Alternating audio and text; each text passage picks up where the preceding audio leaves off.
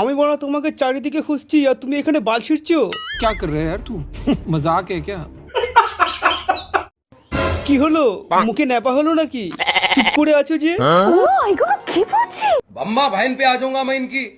কমলা আমার মায়ের বিড়িটা খেয়েছে বলে ওকে ঘর থেকে তাড়িয়ে দিয়েছে রে।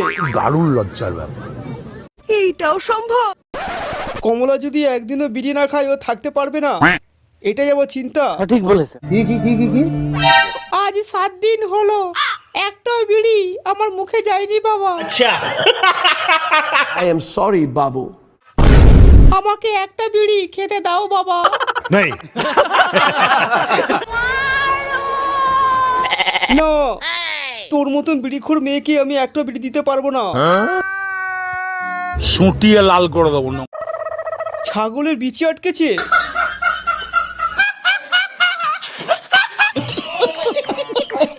দাঁড়াও, বৌমাকে বলে দুটো ভাত নিয়ে আসি, ভাতটা খেলে ছাগলের বিচিটা বেরিয়ে যাবে। তোমাদের সাথে আমিও যাব। আপ কাহা থে জ্ঞানী বাবা?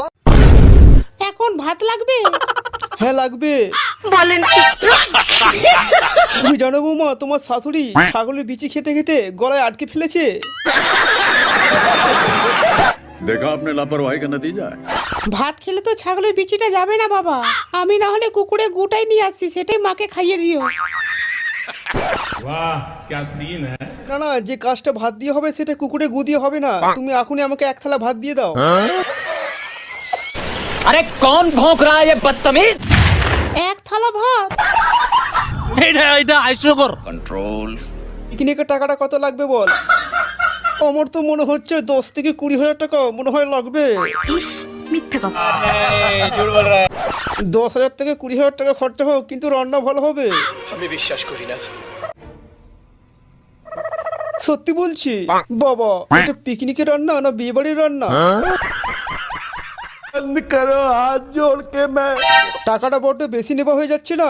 20,000 টাকা দিয়ে পিকনিক আমি করতে পারবো না। ঠিক আছে, আমি 20,000 কমিয়ে 10,000 করে দিলাম। এর থেকে বেশি কম করতে পারবো না। 10,000 টাকাটাও বেশি হয়ে যাচ্ছে না ঠাকুরপো? আমরা পিকনিক করবো না। সাথে আমার বাল ছেঁড়া গেল। साला ये दुख का खत्म नहीं होता बे।